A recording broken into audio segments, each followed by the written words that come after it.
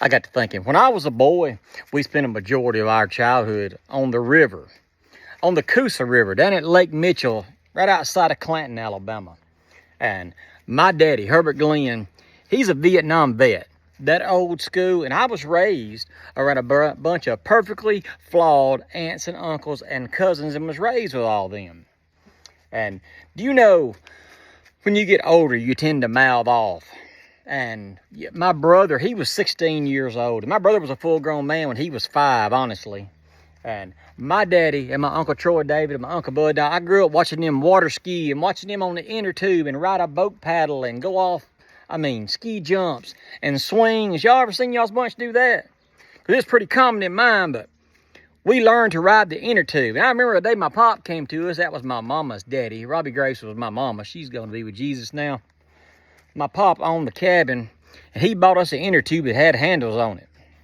Now, we thought we were rich because for the longest time, you rode an inner tube stem down, no handles. It was the inside tire of a piece of a heavy equipment. You just had to hold it like this right here. But we got an inner tube that had handles, and we thought we were something now, and it would make you feel like you were better than you were because it was harder to throw you off. And I never forget the day I was sitting there in the boat. I was the lookout. Herbert Glenn was driving the boat, my daddy, and my 16-year-old brother got ready to get on the inner tube for his turn. And my brother, Duck, looked at my daddy and said, "You can't throw me off. Can't do it." And it hurt my daddy's feelings. It offended him. He looked at my mama, Robbie Grace, and said, "Rob, get out. Andy, you sit over there." He gave mama his drink. And my mama looked at my daddy and said, "Glenn, don't hurt him." And daddy said, "Just go on." As my brother hopped in the water and got on the inner tube, and they began to idle just barely boop, boop, boop, boop, out into the middle of the river. I was 14 years old, 14 or 15. My brother got on the yellow inner tube. It had, I think it was Yamaha written on the side of it, I ain't mistaken, and gave the thumbs up. And we had a 1970 Mark Twain speedboat, we called it. It was a ski boat, big old Ebenezer on the back of it. And my daddy took off, going decently fast, and my brother's just back there just fighting like that. Daddy's kind of cutting around a little bit like this. A few waves here and there.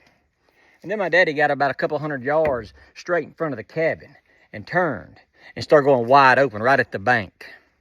And we got a little ways from it, and my daddy just cut the hammer about like that and cut the boat off and spun the thing, the prop, as hard as he could, and spun that boat out in the water and turned and watched my brother as he came around the side. You ever seen that? And my brother was peeled up on the side of it like that, holding.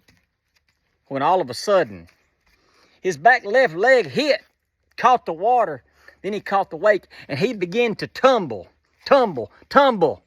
And then he did what river folks call the helicopter, as he helicoptered up into the weed bed, and the inner tube was shot into the air. I stood up and I said, "Damn, Daddy, you had killed him." My daddy said, "He come off of it, didn't he?" By gosh, he did. He went over into the weed bed, fished him out. He hung on with one arm on the inner tubes. We got him back to the pier, as my mom was just sitting there looking like. And a hush fell over the whole family as Duck gathered himself and got out of the water, climbed up on the pier and laid there as if he'd been drugged behind a truck. My daddy turned and looked at everybody, just gathered his towel and walked to the top.